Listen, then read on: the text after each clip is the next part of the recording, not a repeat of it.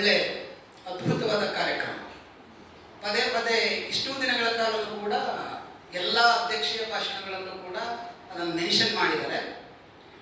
ಹಾಗೆಯೇ ಇವತ್ತು ಪೆರಿಯಾರ್ ಅವ್ರ ಬಗ್ಗೆ ಜೊತೆಗೆ ಚಂಪು ರಾಮಾಯಣದ ಬಗ್ಗೆ ಇಬ್ಬರು ಮಕ್ಕಳು ಕೂಡ ತುಂಬ ಚೆನ್ನಾಗಿ ಪ್ರೆಸೆಂಟ್ ಮಾಡಿದರು. ನಮ್ಮ ಉದ್ದೇಶ ತುಂಬ ಅದ್ಭುತವಾಗಿ ಮಕ್ಕಳು ಮಾತಾಡಬೇಕು ಅನ್ನುವಂತಹದ್ದಲ್ಲ, ಮಾತಾಡಬೇಕು ಅಷ್ಟೇ. ಅದು ಚೆನ್ನಾಗೇ ಇರುತ್ತೆ, ಮಕ್ಕಳು ಮಾತಾಡಿರೋದು ಯಾವತ್ತೂ ಕೂಡ ಚೆನ್ನಾಗಿರುತ್ತೆ. ಮತ್ತು ವೇದಿಕೆ ಮೇಲೆ ಅವರು ಒಂದು ವಿಷಯವನ್ನು ಸಮರ್ಥವಾಗಿ ಪ್ರೆಸೆಂಟ್ ಮಾಡಬೇಕು ಅನ್ನುವಂತಹದ್ದು ಈ ಸಪ್ತಾಹದ ಇನ್ನೊಂದು ಉದ್ದೇಶ, ಕಾಲೇಜಿನ ಉದ್ದೇಶನೂ ಕೂಡ ಹೌದು. ಮೊದಲನೇದಾಗಿ ಪೆರಿಯಾರ್ ಅವ್ರ ಬಗ್ಗೆ ಮಾತನಾಡಿದ ಸಂಜನಾ ತುಂಬ ಓದ್ಕೊಂಡು ಸಾಕಷ್ಟು ಬರ್ಕೊಂಡು ಯಾವುದು ಹೇಳೋದು ಯಾವ್ದು ಬಿಡೋದು ಅಂತಂತ ಹೇಳಿ ಎಷ್ಟು ಸಾಧ್ಯನೋ ಅಷ್ಟೇ ಹೇಳಿ ಮುಗಿಸಿದ್ರು. ನಿಜವಾಗಲೂ ಒಳ್ಳೆಯ ಪ್ರಯತ್ನ ಅದು. ಜಾಸ್ತಿ ಬರೆದು ಕಡಿಮೆ ಹೇಳೋದಿದೆಯಲ್ಲ, ಅದು ಎಲ್ಲ ನಿಟ್ಟಿನಿಂದಲೂ ಕೂಡ ಒಳ್ಳೆಯದದು.